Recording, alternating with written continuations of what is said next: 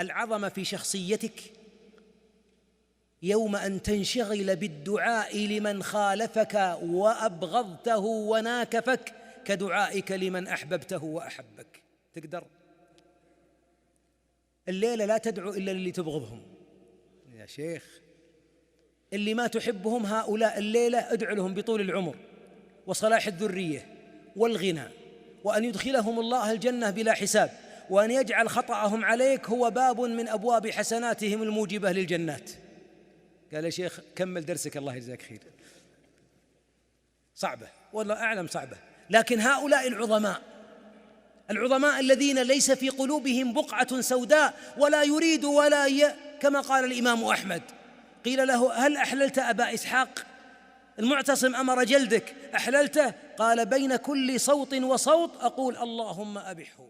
يبيحه قبل الصوت الثاني، خاف يموت من الصوت الثاني. يدعو لولي أمر المسلمين، يدعو له ويبرئ ذمته، ويقول الكلمة المشهورة وما ينفعني إن عذب الله أحدا بسبب أحمد. وش يستفيد أنا إذا أدخل الله النار سببي؟ الله يدخل كل من ظلمني وعاداني واغتابني، اللهم أدخلهم الجنة بلا حساب يا رب العالمين. هل نقصت؟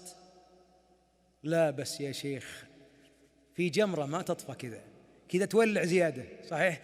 أرغم هذه النفس. وأما من خاف مقام ربه ونهى النفس عن الهوى فإن الجنة هي المأوى.